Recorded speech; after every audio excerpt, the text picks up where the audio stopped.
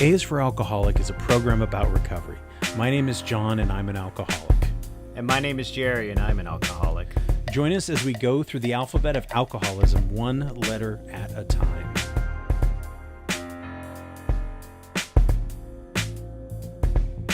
First, want to again thank all of our patrons on Patreon. Thank you so much for all your help. If you're interested, please go to patreon.com/AIFA.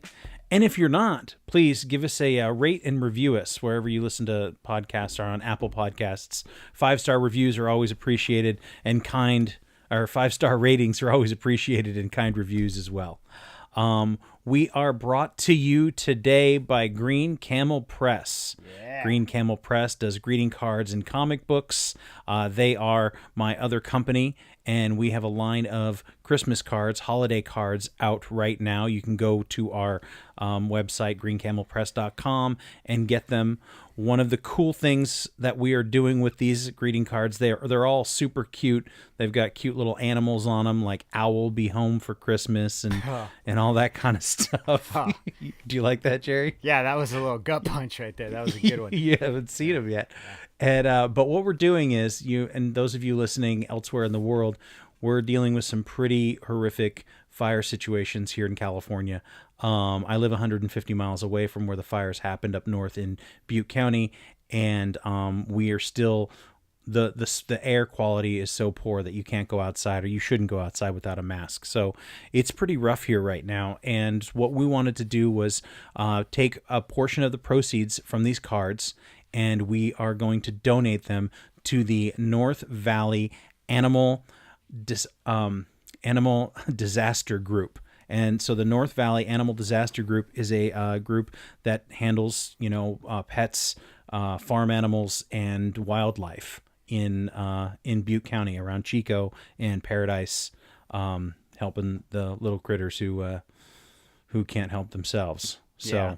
greencamelpress.com, go check it out, buy some cards, and have you seen them yet, Jerry? I've seen some of them. I read your post on Instagram today about seeing people with particle masks on, but the animals didn't have particle masks. And then I sat there and thought, how could you get a particle mask on an animal?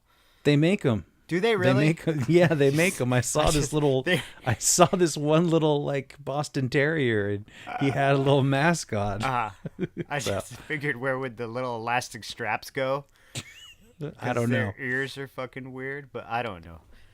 Poor Anyhow. animals. They don't deserve that shit. They don't. I don't like animals, but I don't want any harm to come to animals, though. No. I mean, I like animals. Yeah. But yeah, let's help the animals out. So I'm just saying, lend a paw, right? Yeah, lend a paw. Jesus Christ, it's all puns, man. It's all puns. Hey man, I spent a few hours in the marketing department today. The kitchen, which was is the kitchen. Yeah. So anyhow, thank you. And today is U. We're already on U. That's crazy. We're going to do U is for U.S.A. and U.S.A. stands for United States of Alcohol. Yeah. And one thing that is prevalent here, and I haven't checked out every culture in the world, but I certainly know that in America, alcohol is, and excessive alcohol drinking is so pervasive. I don't think there's a day that I don't go out or look at something. I mean, A is for Alcoholic Instagram feed still gets like Jameson, Evan Williams, Yeah, that's weird. I mean, I don't know about you if you get those a lot too. All the time. All those ads. It's not. It just pisses me off. I try not to let it, but it totally pisses me off. Yeah. I always hide it. It's not relevant. But I mean, you think about beer ads, you think about liquor ads, you think about Bud Light, America's beer. And I mean, it's just, and what about, any sort of celebration that goes on? What do? Everything is revolved around alcohol. Absolutely. You go to a birthday, you go to a wedding, you go to anything. Hey, it's the weekend. Hey, we're gonna watch Lost on Tuesday nights. You want to come over and bring some wine? Yeah. You remember those Yeah, they're in days? fucking purgatory the whole time, dude. God damn. Really? So all those things, like there's never, it's always, we got to bring alcohol. You bring a bottle of wine. You share a bottle of wine. And I don't want to discourage people who enjoy drinking and enjoy, celebrating in that way, but I've just found it to be excessive everywhere. Well, I think the problem isn't alcohol. It's that our culture's excessive attitude towards alcohol. It's not necessarily that alcohol in of itself is the problem. Like I've always said, it's inert until you put it into a person. You know what I mean? Right. It's more of our the way we celebrate it culturally, which is fine. I mean, it's not, it isn't. It's the excessive use of it. It's the idea of you can't face your problems, so let's get fucked up. Or like this party is all right, but it'd be so much better if we were all fucked up. Yeah, and I don't want to sound like I'm just down on booze, because I was a bartender for a very long time. I liked selling it. I enjoyed parties, and I think there were a lot of people who did. But I feel like there are some pretty manipulative forces in advertising and just in our culture about it's manly. You got to be strong enough to drink, or you want to, Right. drink you under the table is another one that people say. Right. So it's like it's a level of, manhood. Can you drink enough?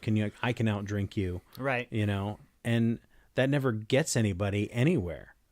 No. That you come to find out in recovery, or at least I did, that the strength comes from abstaining from alcohol.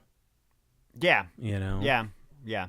It's always got its ties into masculinity. I grew up in a culture where really masculine culture. I've shared this a lot actually, and I was not a very masculine young man growing up. So in order to make up for that masculinity, man, I could fucking can a whole fucking fifth of whiskey and let's see what happens. Like I can still walk around and talk and do things and say stuff, and so it's definitely tied. I mean, it's kind of a complicated subject in a way, our whole approach culturally to alcohol. It really is.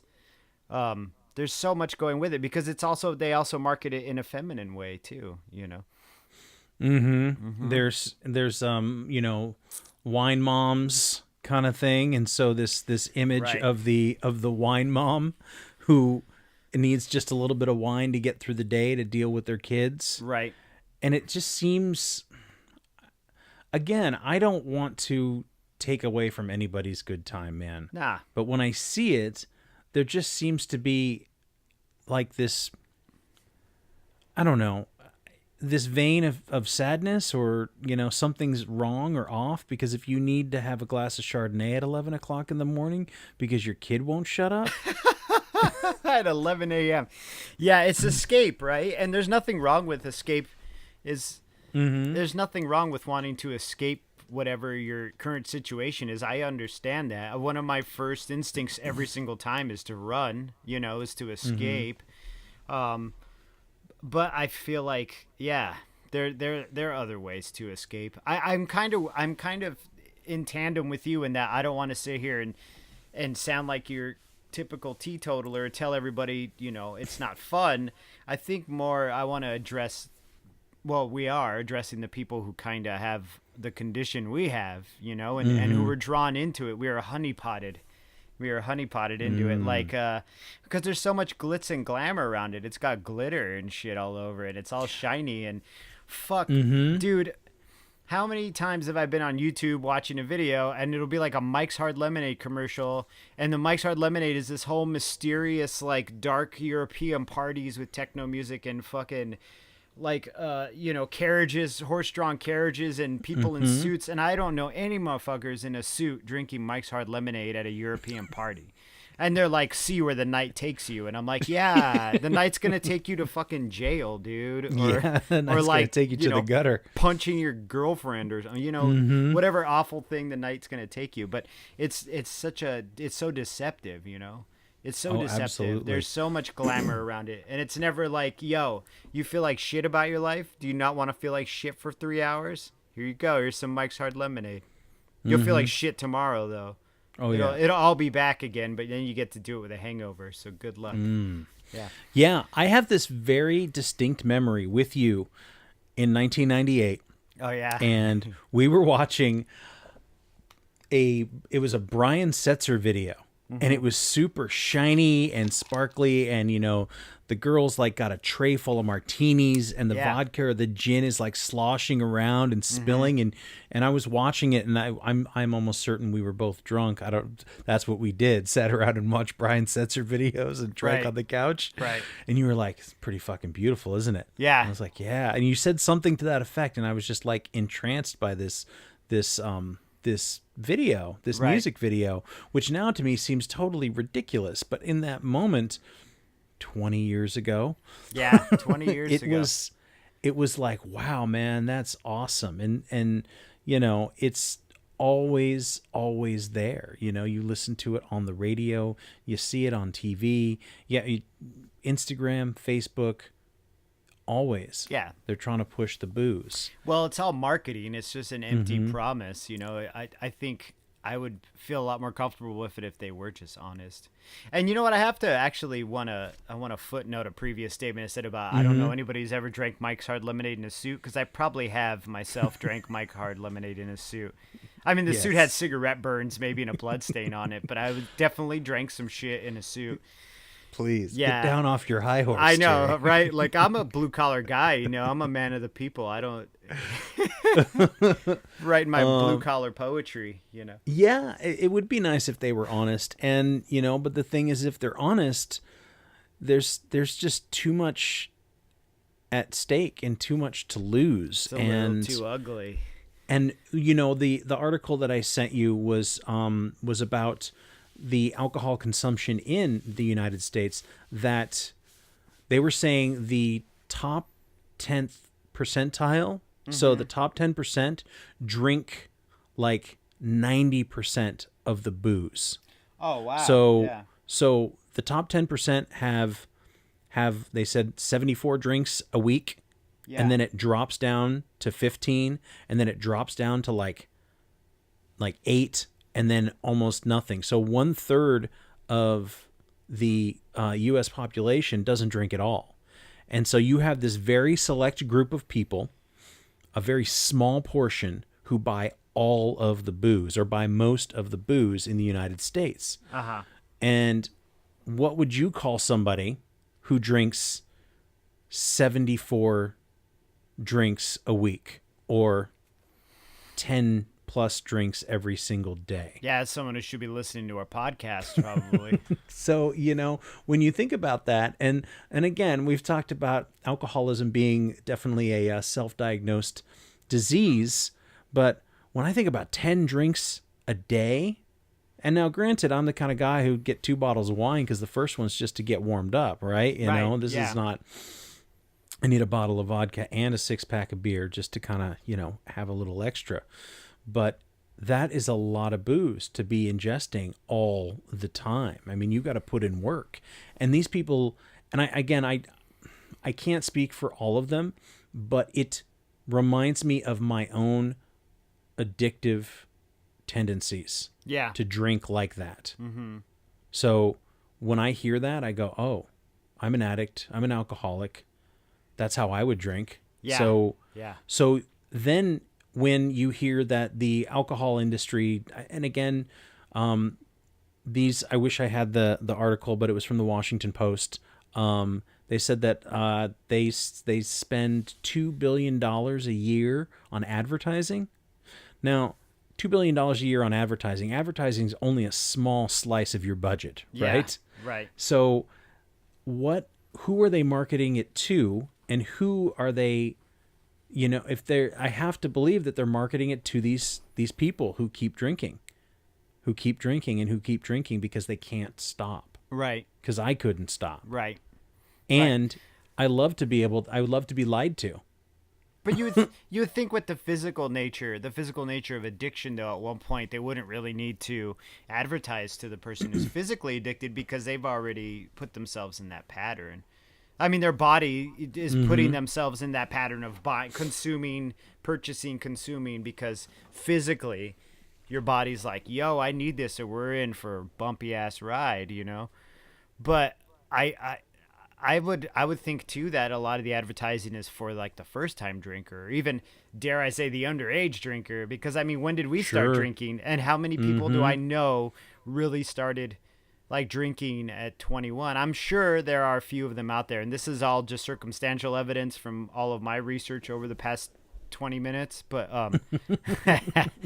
20 like years, but 20 yeah. years, yeah. But I mean, a lot of the people I know started very young. I had a person I was really close with who started getting blackout drunk at like 11 years old, you know, and that to me blew me away. And I was in the like way in the right there. I was in the rut of my habit at that point, you know, and I was still blown away by that. But I mean, I imagine a lot of us start, it's like with smoking cigarettes. A lot of us just start young, you know. I imagine there's people out there who start Yeah. older too, you know, they're out there. There's always those numbers, but I wonder what the research is. I probably have to look it up, but I feel like I understand, and I would love to be able to walk into Coors or whatever, or Diageo, and say, hey, I know how to cut your marketing budget in half. Give it to me. You don't need to. Addicts are going to drink no Yeah. matter what. Yeah, exactly. But, you know, We hey, are. I just we saved you are. $1 billion.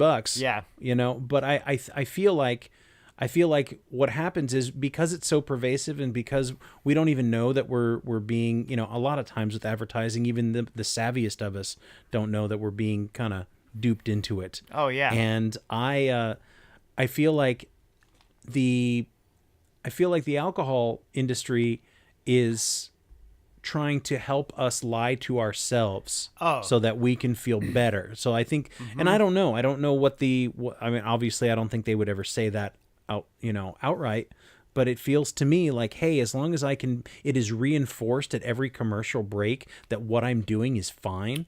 So that every 10 minutes I'm watching TV and I go, yeah, man, I am the most interesting man in the world. Right. Or, Right. you Or know? these studies that come out that say if like low drinkers, the people whom I'm reading off a reference, but people who buy 1 to 2 units a day have better health outcomes compared to non-drinkers and shit. And I always wonder about the validity of that. Like if you're if you're a light to moderate drinker, you're drinking 1 to 2 units. So a unit would be like what? A beer, like 12 ounces of beer. Glass so of wine. if you're having 1 to 2 glasses of wine a night, or 1 to 2 beers a day, they say that your health rates are better. But I don't know. I mean, it must be. But at the same point, I'm like, it sounds kind of shady, right? It's like when you buy a fucking speakers off a dude on the side of the highway and there's just 2 bricks in the box, you know? Like, it just seems too good to be true. Who's putting on the study, and what does it all mean? Right, I don't know. exactly. And then by that logic, honestly, in my active alcoholism, I used to be like, well, I'm going to be the healthiest motherfucker here because I'm doubling all those. I am quadrupling, if not, you know, sextupling all those units. So I must be like, call me Lance Armstrong, dog, because...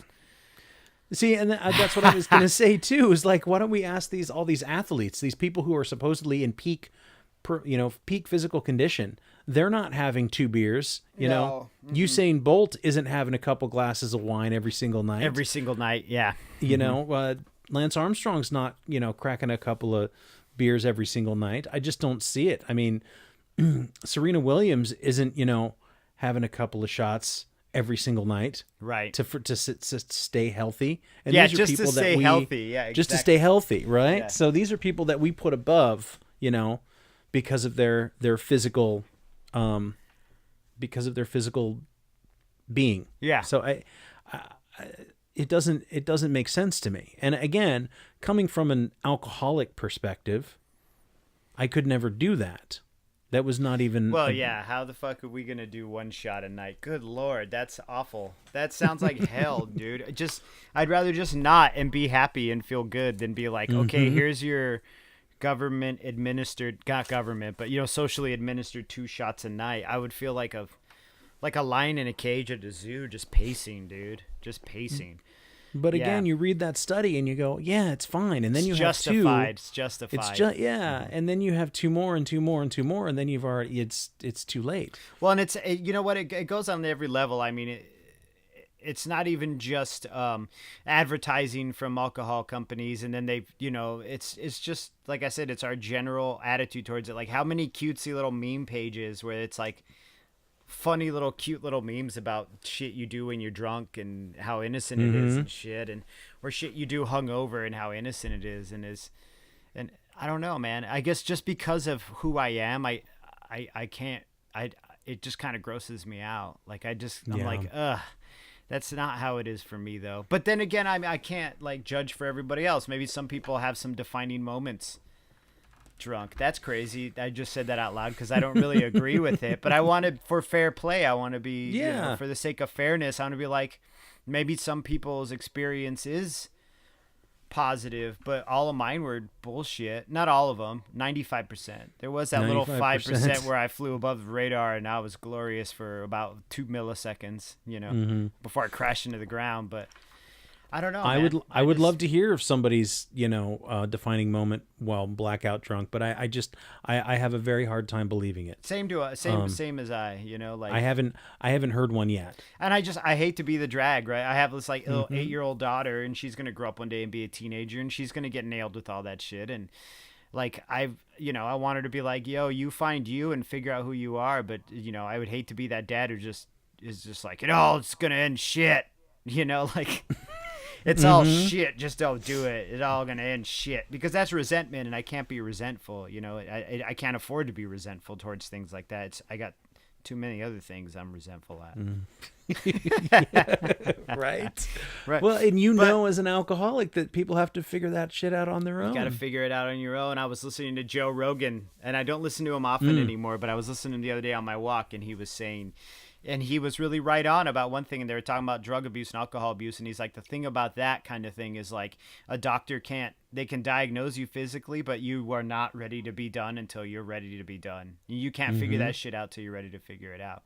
Now, I mean, I kind of went down a little path there from our main subject, but it is the United States of alcohol. Absolutely. We live in a culture where people want to have a change of consciousness, and by all means, you have every right to have a change of consciousness to some extent or another, but when it becomes a detriment to your entire life, which is what we pounded out probably with every podcast, is, you really need to reassess your situation and wonder whether or not you're living up to what your potential as a good person or even just a person is. But the United States was founded on alcohol, the Absolutely. rum trade, dude. all that stuff. I mean, you remember we talked about the punches and the brandy they would make back George Washington. It must have been horrifying. They got shit canned when they signed the Declaration of Independence, dude. They got fuckered. Like, have you ever seen that bar tab? It's crazy. They were drinking like barrels of 1700 brandy, which was probably made from like goat's blood and tobacco, like, and gunpowder. Yeah. The West was founded on fucking shit whiskey. You know what I mean? Like we conquered the indigenous people of this country with fucking hard liquor. The blood alcohol level of the United States is dangerously high. We can't even drive a wagon. We shouldn't even be in a golf cart. We'd get busted on the bike path as a country. But it's and it's so pervasive. And so how do you navigate this idea of you always got to have alcohol to have a good time? And how do you tell somebody who drinks, even regularly, like, because there's, it's just what we do, and we just do shots because it's camaraderie, or we get together and we drink, and how do you talk to somebody who says, "Hey man, you want to meet me at the bar and hang out?" And I tell them they gotta listen to Flavor Flav, dude. Don't believe the hype, dude. Don't believe the hype. Like it's all hype. There is an inflated sense of camaraderie when you're taking a shot with your friends and you're like brah, brah, brah, yelling some stupid fucking thing that's only funny to you guys, And there is that sense of deep camaraderie, because I get it, but it's all false. It's all set dressing. That's what I tell them. Don't believe the hype. It's all a overblown fucking situation.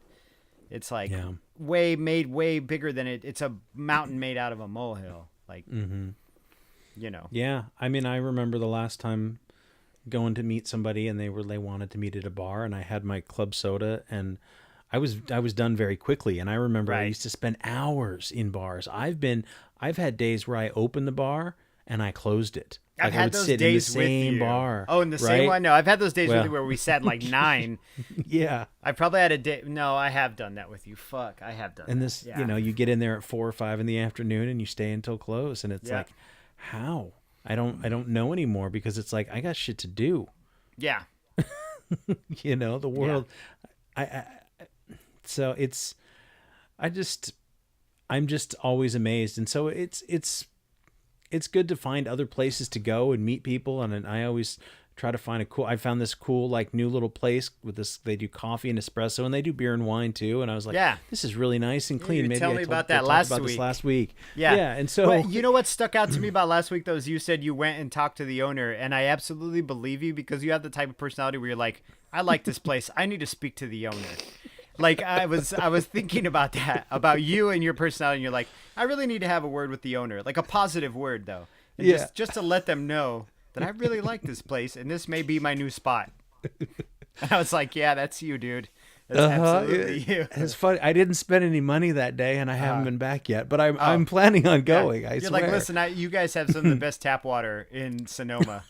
right? I'll be back with money to actually buy some tea at some point. But Well, that's the other thing is part of me does still feel a little guilty when I go into a place that serves alcohol and, you know, like rich foods. Yeah. And I'm like, you know, I kind of just want to get an espresso and maybe a crudité platter. And if you could I just sit in the corner for a few hours? And I've become this person who likes to camp out at cafes. So it's like I always those are those times where I tip pretty heavily so that at least they feel like I'm right. know, You not also said last completely- podcast you left them like you paid a 20. You just let him keep the change on a 20 on a Diet Coke, and I was like, Right. Jesus, that's awesome. Like I would love you for that. I'd be like, of course you can speak to the owner, sir. But it's it's crazy, man. Like it's so pervasive, and people are so excited, you know, to do. I mean, the music that we listen to, shots. Yeah. You know, I mean, whatever it is, I don't know what it is today because that song came out. In That was like mid 2000s, yeah. I mean, but it switches though. I think alcohol will always be in the mainstream because it's illegal, and that's the one thing you can do without getting looked at like, oh, that dude's a pillhead, or oh, that girl's a fucking, you know, whatever. Takes too much oxy or whatever. Because then we also have this thing in this country where they say, oh, well, he's not that bad. They're not that bad. They're an alcoholic. This one over here who's taking oxys is way worse because they're an opiate addict. But I'm like, it's the same fucking business. It's the same business. Both these people are physically and chemically addicted to this substance. The only difference is this one's illegal, so they have to be incredibly desperate to get what they need to get and do, you know what I mean, gross criminal shit to get what they need. Where this dude over here, you know, all this person has to do is like, you know, ask for money to get it. I mean, you can steal shit to get booze. I'm just saying, like, we also have a, oh man, I'm losing the word, but you know, there's like levels to it, you know, and alcohol seems to be the hierarchy the hierarchy of it. And alcohol always tends to be kind of in the top. It's always alcohol and marijuana. And I have nothing against marijuana, but same thing. You can become totally emotionally addicted to marijuana. Absolutely. And the stronger marijuana gets, the more you can kind of be pulled into that high. I mean, I smoked pot for a long time, and it stopped working at one point. So I'd have to smoke more weed or find stronger weed because the weed stopped working. Do you know what I mean? Yeah. Same thing though. They're like, oh, well, nobody ever does anything violent on marijuana or anything like that. And I get it. Like, I guess it's the least, I don't know. It's the least invasive of drugs, but still, you're still changing your consciousness and then prioritizing that over every other aspect of your life, you know? Yeah. But you do you, boo boo. I'll do me. Just, you know, it's like true, man. And it's so, and, you know, thankfully, I think, and I feel grateful to be sober in a time where it's so much more accepted. There's so many more people who are like excited to be sober. Yeah. I don't always feel excited to be sober, but I always feel grateful, you know, like I still have shitty days and I'm just like, man, you know what? And my brain thinks, you know what would fix this? A fucking drink. This would fix it immediately. Fuck yeah, it'll screw that light bulb right in, yeah. And then it would just ruin everything afterwards. Yes. But but I love that, like sober is sexy, and you're like, well, actually it is pretty sexy to handle your business and to, be clean and to make money and to, you know what I mean? Yeah. Like, not smell like tequila and menthol cigarettes or Right. whatever, your thing is. Right. So I think it's really great to live in a time where this is acceptable, because I don't even think that it was really this way, not even 10 years ago. I don't feel like it was, at least, and maybe because I was drinking, I wasn't involved in it. Yeah, we weren't really in the scene 10 years ago. So maybe the scene was the same and we were just kind of like waiting to get into the scene. And I also want to state too, I would hate for us to sound like two sober guys sitting here being like, oh, you fucking horrible alcoholics, or oh, the horrible alcohol industry, or this or that, or sitting, stroking our own egos, having a little sobriety circle jerk over here, because I know it can sound like that. I think where I'm coming from is more of a place of like I give a shit, like, and I try to really stress that a lot, is like I give a shit, like you deserve better in your life, like you people out there, you deserve to live up to your potential. And if you're getting a message every day that your potential is fucking, you know what I mean? Being damaged. Yeah, being damaged, or it's that high glamour at the end of the night that really holds no long-term promise. Doesn't even hold a short-term promise. It's like instantaneous. Yeah, you're deserving of better than that, Absolutely. Yeah, and I don't mean any harm or judgment toward anybody. Right, man. I don't think either of us do. I'm all. speaking for you right now. Yeah, that's fine. Yeah, I mean, please. I think we're in line with that. There's no judgment on people who drink, and there's really no judgment on people who drink to excess. It's a personal choice, and if it works for you, and I think we've used this word before, if it's manageable, then it's manageable until it's not. Yeah. That's how it happened for you. That's how it happened for me. Right. I got a message from one of our listeners, and she was just saying something, it was just kind, like, hey, I really love listening to you guys. Appreciate it. I still drink wine every once in a while, so I'm kind of on the fence, and it makes me feel a little bit guilty. Right. And, I think I was joking with her, and I said, well, you can assuage some of that guilt at patreon.com/AIFA. Oh my God, look at you fucker. But no, but I said, That's listen, hilarious. it's not, I said, it's not about being wherever you're at. Is fine to be where you're at. Right. It's And when I'm sorry to mean to interrupt you, but I love it, because it's where you're at, this is going to be some weird Mobius strip thinking. It's where you're at is wherever you're supposed to be at. But at the same point, it's when you're there and you really wish you weren't fucking there and you keep going back to there. That's when you know that, does that make sense? Did I just, Bam. Okay. That's going to be the next promo right there. yeah.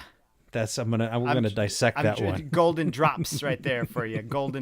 That's a golden shower of knowledge. No, There it that's is. not right either. But you know what I mean? Like you're at Yeah. where you're at, but when you don't want to be there anymore because you keep being there, it's like, okay, what do we do? What do we do, man? And then I don't want to be there anymore, but I got to get there. Sorry for interrupting you. I had that moment where I was just, I got to get this out. But It's absolutely true. It's absolutely true. So, like I said, I don't judge anybody who wants to have one or two or 10 drinks. right.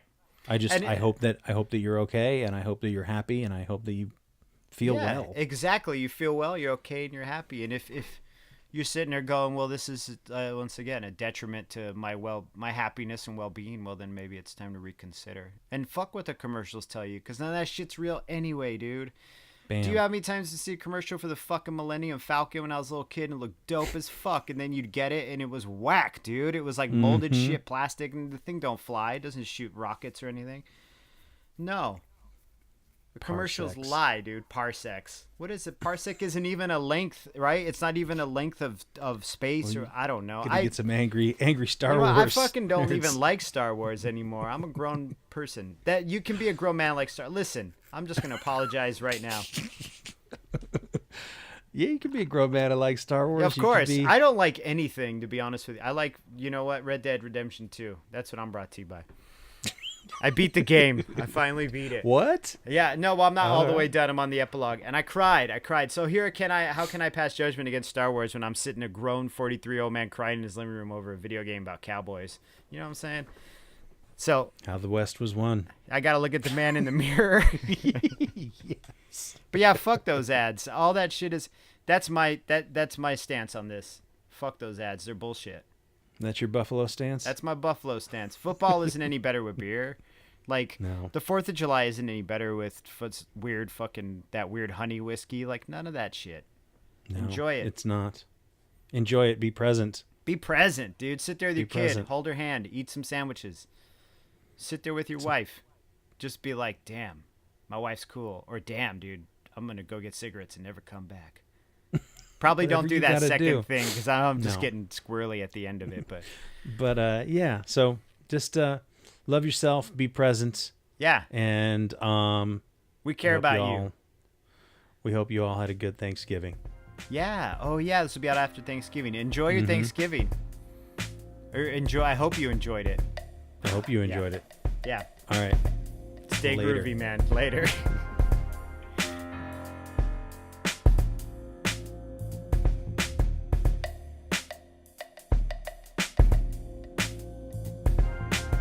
Thanks again for listening. As always, our music is by Neglect. You can find more of his stuff at neglect.bandcamp.com. And you can find us on all the social media platforms that matter, like Instagram, Facebook, and Twitter. And you can reach us at aisforalcoholic@gmail.com.